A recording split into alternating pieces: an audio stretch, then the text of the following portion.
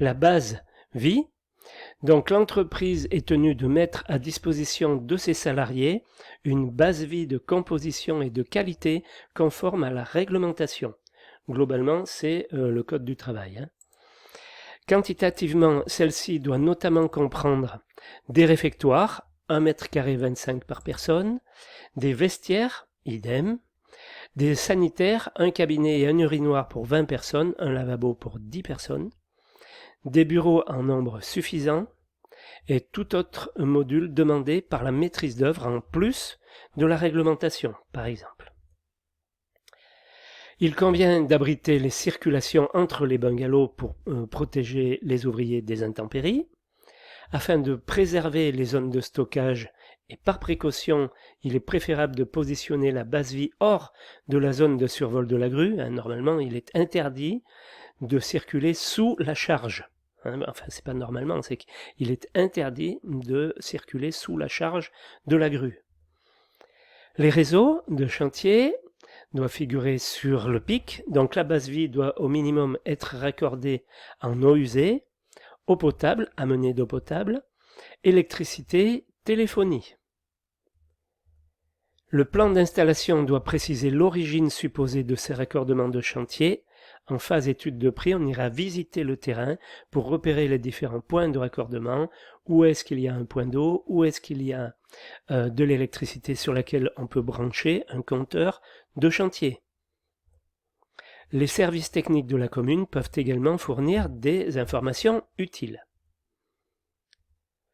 En phase exé, en phase chantier, et suite à la déclaration d'intention de commencement de travaux, ce sont des formalités que l'on doit accomplir avant de commencer un chantier. Donc la DICT, c'est un document qu'on envoie à EDF, à GDF, enfin à la communauté de communes ou à l'agglo, pour les prévenir qu'il va y avoir un chantier.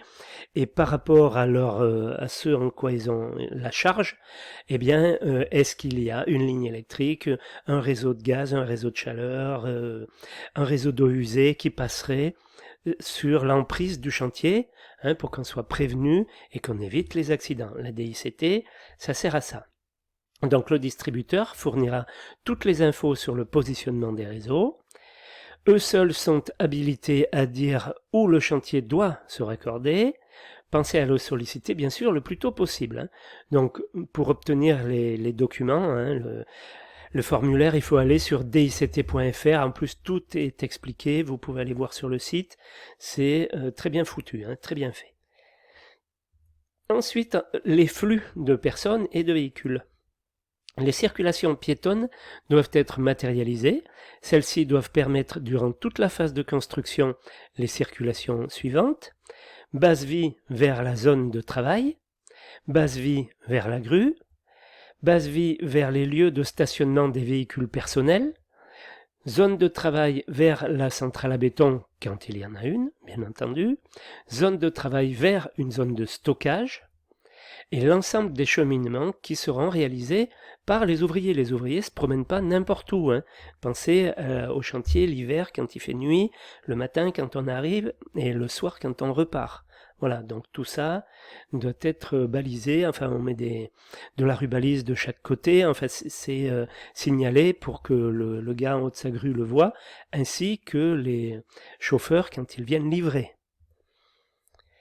Ces circulations doivent être dégagées, maintenues propres, sécurisées contre les chutes de hauteur et les chutes de plein pied. Donc on met, quand il y a une tranchée à enjamber, eh bien on va mettre une échelle, bon là par exemple pour un talus, mais sinon entre deux tranchées on va mettre une passerelle comme ça, de façon à ce que les gars jouent pas les équilibristes, voilà par exemple. Et les déclivités doivent être contrecarrées par la présence d'escaliers de chantier. Les circulations de véhicules de chantier doivent apparaître sur le pic. Le plan de circulation doit être cohérent dans le respect du code de la route en ce qui concerne l'accès au chantier. Des gabarits et épures de giration des engins de chantier, un petit peu comme pour le fauteuil des PMR, là voilà. Par contre, celui-là, il mesure pas 1,50 m, il mesure 25 mètres de diamètre pour une semi, par exemple, pour un semi-remorque.